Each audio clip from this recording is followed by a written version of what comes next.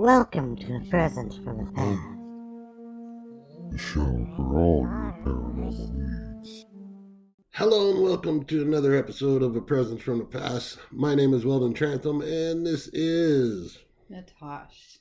Hi, Natash. Hi, Weldy.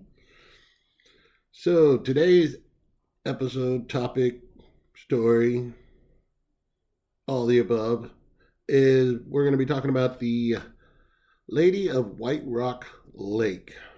I think just about everybody should have heard about this story by now, especially in the DFW area. Oh, yeah. This is a pretty common popular, legend. Yeah.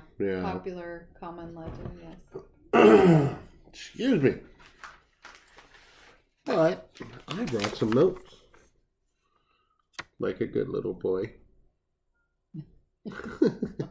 Okay.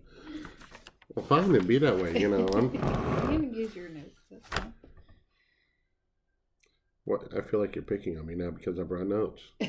No. It's probably rather smart. Not like I'm going to be able to read them, but not with my chicken scratch handwriting. All right, so the basic legend, I'll just tell kind of the basic ghost story of the Lady of White Rock Lake. So the legend is if you're driving down a certain road right next to White Rock Lake, which is in Dallas, at a certain time of night, you will be approached by a young woman in a white flowing dress or gown that is just soaking wet.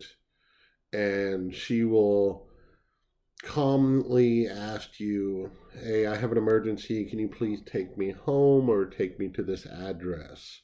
And people let her in their back seat and start driving towards this address. And at some point between point A and B, from the lake and whatever address they were given, she will vanish, and there will be nothing more than either a damp spot in the seat where she was sitting, or I've heard like a puddle of water in the floorboard. Oh, wow. Yeah, I can imagine that'd be pretty creepy. Just kind of la la la. Right. Especially at night. Oh, yeah. And they said, I think most of the stories I've seen, it happened between like 1 a.m. and 2 a.m. in the morning. Oh, wow. Is where So you're coming home from the bar. Yeah.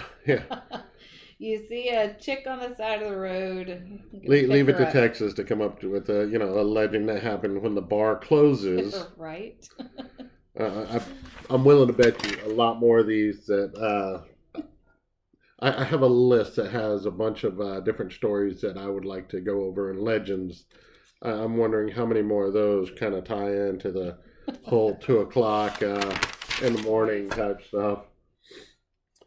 But getting back on topic, the Lady of White Rock Lake, some of the earliest stories come from the early 1930s from students at Woodrow Wilson High School. And I don't know if this is just ghost stories that the kids were telling each other to kind of spook each other out or what, but... Or was there a basis, right, a underlying cause for the story? Well, I don't know cause, but... Right. I mean... an incident that maybe have happened to create the legend. Well, I mean, okay, so the first written story of the Lady of White Rock was, you were telling me that the one I had was the second one, right? And Clark was the second one? Yes. Okay, and then there was one before that, which was... Oh my gosh. Haha, got it on the spot. Right? Yeah, she made fun of me for having my notes ready. Yes. Was it... Yeah, because there were so... Okay, so Louise Ford Davis, in July 5th, 1935, drowned herself Okay, so that Then, was the is that the first one? yeah, that was the person that actually died there. Mhm. I was just talking about like the written legend. Oh, um, the very first person was Haley Enid Gaston in 1927. She apparently had drowned. I don't know if it was by suicide or not. Well, what's kind of funny about that is the story that's actually told by. Okay, so there was one story that came out in 1943 by Anne Clark. Right. A very similar story as I just kind of explained, and, Mhm. and the address was a place over in Oak Cliff, which is a suburb of Dallas. Mhm. And then in the 1953 story by Frank Tolbert, which gets a lot more detailed and a lot more intricate, talks about the two people that actually picked up the entity, which is Mr. and Mrs. Guy Malloy. Mhm. And they were, what's the word? Directors of display, or the display directors for Neiman Marcus. Uh huh. And when this apparition was approaching the couple, um, the lady automatically knew, hey, that's a Neiman Marcus dress. Which back in the day, if you had a Neiman Marcus dress, you were hoity-toity. Right. So you had money. Yeah. Mhm. So she recognized this woman as a a woman of higher stature, whatever you want to say, Mhm. and she got in the car, gave them an address, and now you mentioned the little girl's name, Haley Gaston. Mhm. Well, the address that was given to Mr. and Mrs. Guy Malloy Mhm. was supposedly off of Gaston Avenue in Dallas. Oh wow. I just thought about that. That's kind of funny. Wow. I wonder if that street was named after her family, It maybe, or maybe her. You know how like yeah. to make a tribute to someone, and Right, maybe right. that was a Who some knows? importance to her. I don't know. Wow. Okay. That I thought that was kind of interesting, though. Yeah. Um, but then the even more funny story is everybody always like, oh, who knows if they're telling the truth or this or that. Mhm. And later on, much later on, in the late '90s, um, a lady by the name of Rosemary Rumbley actually talked to the daughter of Guy Malloy, Mhm. which was Barbara Rookstol. Okay. Rookstol, Rookstol. So Rookstol? Sounds correct to me. Okay. Yeah. Don't ask me how to pronunciate and enunciate and all that fun stuff. And that's actually Malloy's daughter. And she said that her father had told her the story, but in a slightly different note was that the parents weren't together. It was Mr. Malloy by himself, Mhm. and that the he never actually picked up the spirit. He just saw the lady in a white dress on the side of the road, which in Dallas happens all the time.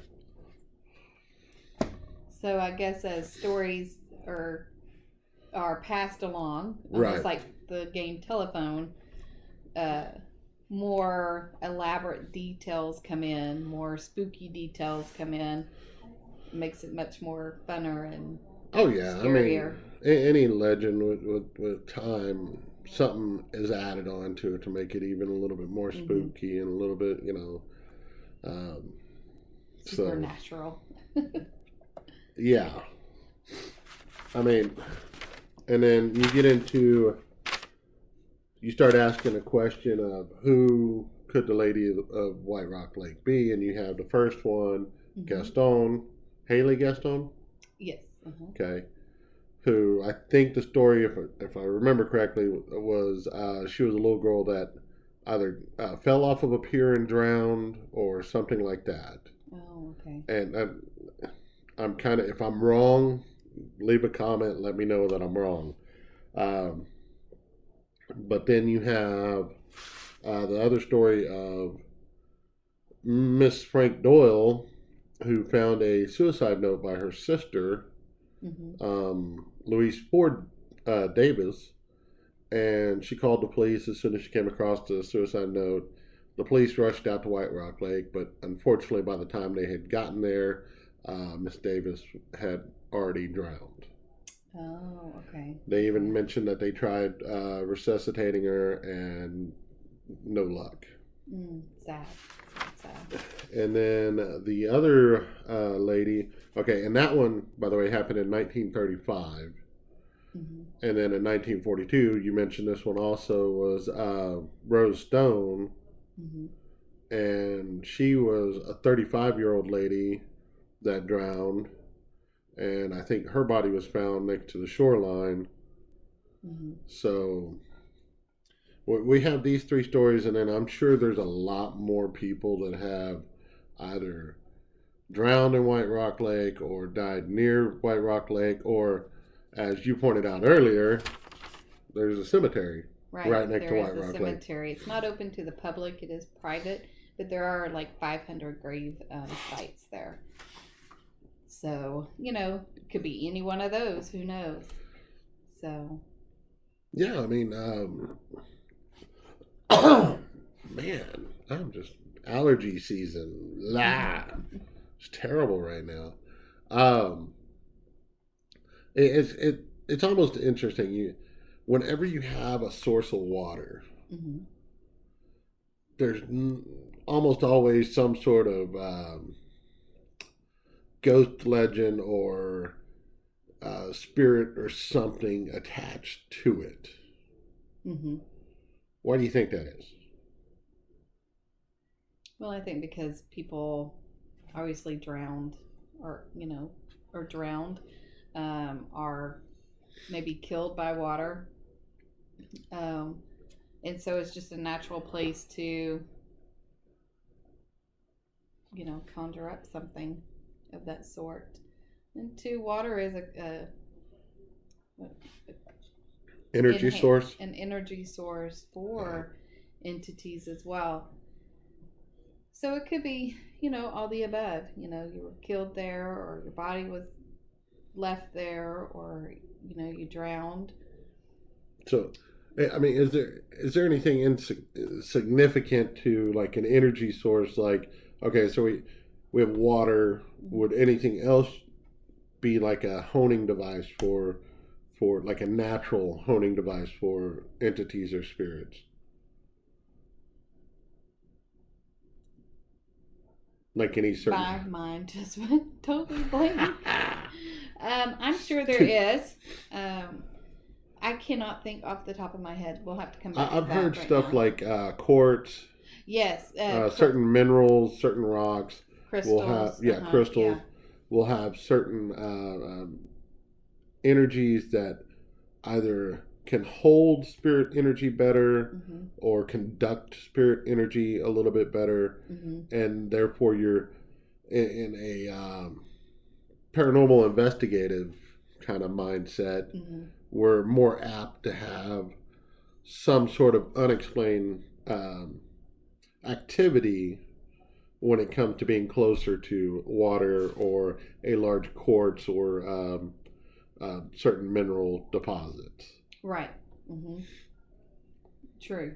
And that's evident in, I don't know if you've watched, it's that ranch in Nevada. Oh, Skinwalker Ranch? Yeah, Skinwalker Ranch, where they're seeing, certain activities, heightened activity and unexplained activity in certain areas, and them just surveying the soil and stuff. They have found some minerals and things that would, and as well as an underground water source, I believe, that help contribute to that. Tie together. Yeah, that tie it all together to that phenomenon that's going on out there. That's just one. There's a lot of things that are going out there, so I don't want to say that's the final thing, but one of them is that. Well, yeah, because I know my father watches that show. Yes. And he's always asking me questions about it, and I'm like, I've watched maybe one episode. Oh no, you need to watch it. It's And- really good. And in the episode I watched, it was like they were watching something run across rocks and trying to decide what type of animal it was. Yeah. I'm like, okay. Yeah, it's really interesting. I like how they conduct their investigation, and they go deeper. Whereas some of us, we can't go in depth because we don't have the equipment or the time or money Yeah. to do that. Yeah. So, There's a lot of money that gets wrapped up in doing paranormal investigations. I mean, the equipment alone can stack up over time. right. And I guess that's one of the reasons I kind of like, Rick's teachings. Rick Moran, the founder of ASAP, one of the founders of ASAP, and he's talking about how you can just kind of sit there with a pen and a piece of paper and write down everything that you feel or that happens in a room, and if you or multiple people get the same reaction, then you have something that you can actually take as evidence. Right. Right. And I've always thought that was cool because nowadays you have so much new technology out there, and some of it I don't necessarily agree with. Mm-hmm. Some of it I'm okay with, but that's an hour-long topic for another show. Right. I'm me being the actual tech supervisor for ASAP and looking at some of the equipment that we use and stuff. It gets pretty crazy. Right. Cray. So I think one thing that's important to know about legends is that it did have an origin. It did come from something, and I think as it's been passed down, like the game telephone, Yeah. things get added to it. Things get deleted. Things get exaggerated, and so forth. And so, although it's fun to hear them, you also have to kind of take it with a grain of salt because that's not really the true story Oh yeah. of what Oh, yeah. what it could have been. Now, am I saying that what they experienced was not? They didn't experience that. No. Absolutely. But as you can clearly see, I don't know whatever. But as you can clearly see, that one guy, it was reported that him and his wife Right. were there, and that she picked out the Neiman Marcus dress, and so forth. In true accounts, that wasn't it. It was just a one person experiencing that, and he didn't even pick her up. Right. So. Yeah. And I mean, I've heard other stories about kind of supposedly there were some DJs from like the 80s or whatever, early 90s that went out to White Rock Lake and picked a girl up and Mm-hmm. took her to her house and turned around and she was gone. And Right. so, I mean, the legend happens, and like you said, it's like a game of telephone. The story slightly changes from each story, from each person. Mm-hmm. Even firsthand accounts, going back and trying to remember what happened. Sometimes Right. the story changes. Right. Yeah. So, Right. And you could have 3 people experience the same thing, and they're all going to have a different point of view right. of how they saw something. So, not to ruin on legends, but it's actually quite fun to research and see where did that origin come from, Right. and find the origin and where did it come from. So And like find the differences in them too. right, yeah, It's like, okay, what makes this story just a little bit different than that story? right, because I can guarantee you, every lake probably has a lady in white somewhere. Or a goat man. True. Get the goat man of Lake Worth. Really? You didn't know about that one? Are you pulling my leg? No, I'm serious. No. I just know of the one of the bridge, but no. There was a story. Okay, this is kind of a legend, but kind of so there was a goat man of Lake Worth. Okay, can And- you explain what a goat man is? Is he looking like a goat, Like half man, supposedly, half yeah, goat. pretty much. I mean, For real? yeah, people were saying they saw a goat-like head Mm-hmm. on a human-like body. Okay. So this kind of goes with your how things change and stories change and everything. Right. So for many, many, many years, people were claiming to see this goat man and this goat man out at Lake Worth. And it wasn't until, I want to say, like 5, 10 years ago, it might have even been a little bit further back than that. Uh-huh. An older gentleman came forward and actually said, yeah, that was me and a couple of my college buddies. We did it for about a summer just to have fun and joke around with people. Uh-huh. And the Okay. legend just kept going. Oh, okay. So people, years later, oh, I saw Goatman. Okay, yeah. So yeah, that kind of adds to it about, you get your hopes up about legend too. Mm-hmm. Like if Yeah. you go out looking for it and you want to experience it, anything that happens you're going to say is, tied to that legend. Yeah, yeah. I mean, I mean, look what we went out to Old Alton Bridge yeah, and we were looking for a goat man. right. But I thought You, Now I you were feel thinking like stupid. half goat, half man. no, I'm thinking the goat man at Old Alton Bridge is a man that herded goats because he was a farmer. Right. But Is the that first time, true? yeah, that's the truth. Okay, because I wasn't looking for a half man, half goat. I was looking for a man that. I was looking for the half man, half goat. Well, go figure. Well, I mean, the first time I heard this Goatman Bridge, somebody died off of a bridge. I'm like, okay, that happens all the time. Right. What's so significant about this? And then, the Goatman. Okay, so now we have a half goat, half man. Uh-huh.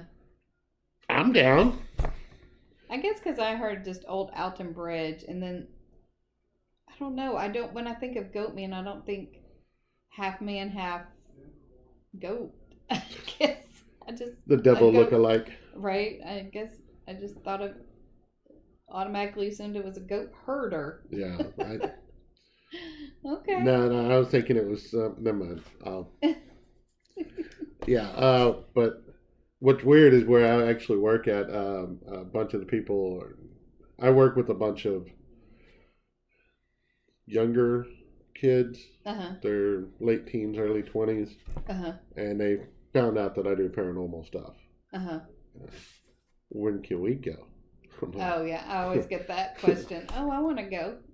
It's like, okay, first off, it's not as exciting as you think it is. Right. I hate to break you, but that the first thing, it's not that exciting most of the time. Every once in a blue moon, you'll have a brown pant moment, and that's Right. what. And in those few instances, it makes everything well worth it. Right. But then you also go back and listen to the evidence, and that's where you get the butter, Right. the good stuff, and the bread, the bacon. I don't know. Anyway, most of the good stuff is in the evidence, and we don't even see it or notice it while we're out there. Right. Yeah. So it's always going back and re-looking through stuff.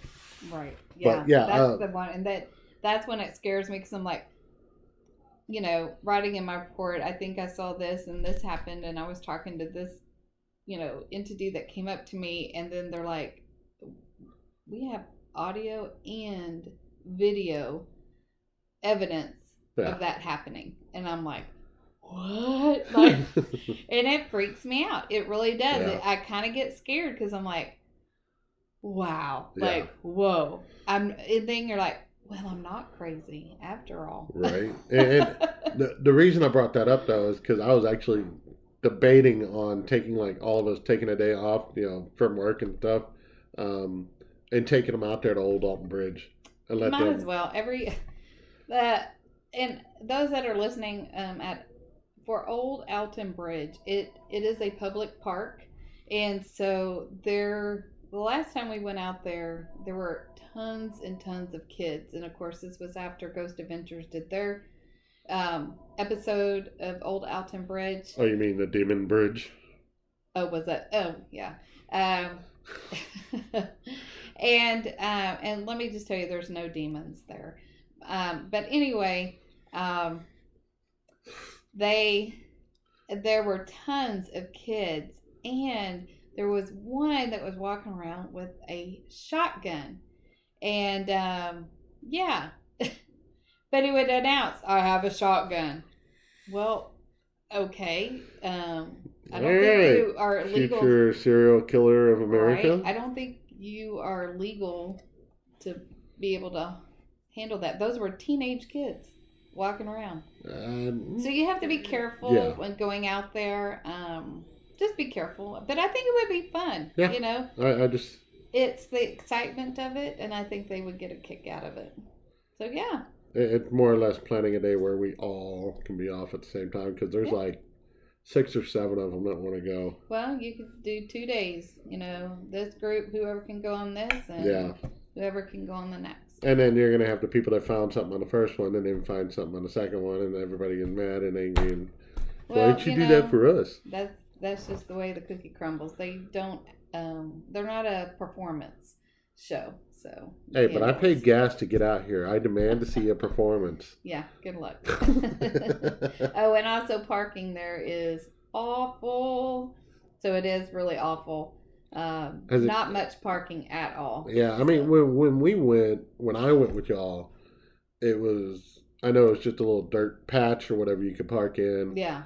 But now that a show that wishes to remain nameless has gone out there and proclaimed all these, fantasy stuffs about Old Alton Bridge, I imagine there's a lot more people going out there. Oh, yes. Yeah. Tons. So just be careful when y'all are going out there, and I think it'll be fun for them, and then maybe they can start their own little adventures. Who knows? All right, guys. I think that's all the time we have for today. Once again, this is a present from the past. Making all sorts of weird noises. Please check out our Facebook page, A Presence from the Past. A Presence from the Past on Facebook, and then we have A Presence from the Past. Yes, I'm still trying to get that S out of there. .com. Wow, I just drew a blank. If you like what you see, please hit the subscribe button down below. Hit the like button. If you want to comment on anything that we've said, please leave a comment down below. Until next time, I'm Weldon. I'm Natasha. Have a good one. Bye.